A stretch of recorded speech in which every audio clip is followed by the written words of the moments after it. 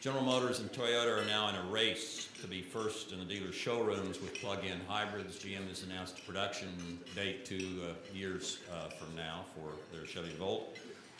The Prius is all ready, which Senator Lugar drives. The Prius is already a plug-in vehicle lacking only a slightly larger battery to be able to drive substantial distances, 20, 30, 40 miles, all electric, before becoming a regular hybrid and moving to using whatever fuel is in the tank, hopefully a renewable one.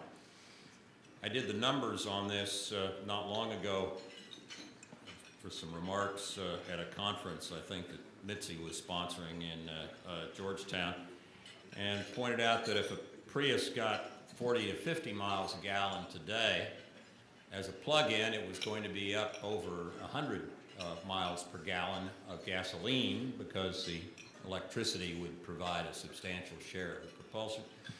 And if one, let's say, had 85% ethanol in the tank, when it moved to using the liquid fuel and working as a hybrid, it would be driving on almost all electricity and renewable fuel, and so you'd be up in the range of 500 miles per gallon of gasoline.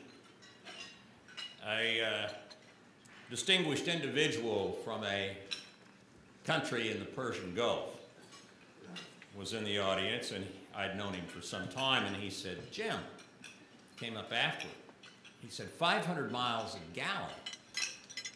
Ideas like that are going to destroy our country.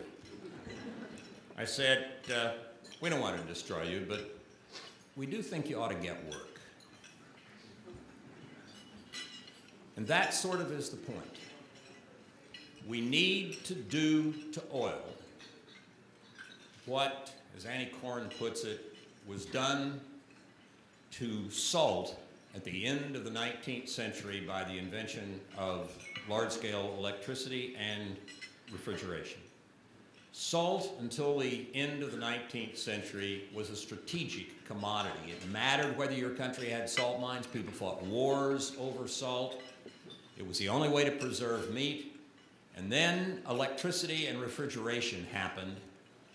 It didn't make us completely salt independent.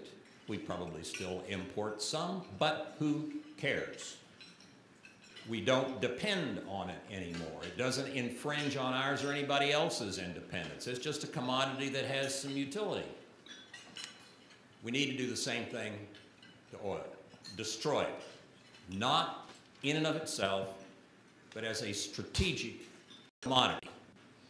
So it can be used for what it can be used for, but the rest of what we do is done in a not only survivable strategic sense, but also in a survivable sense from the point of view of not contributing to global warming gas emissions.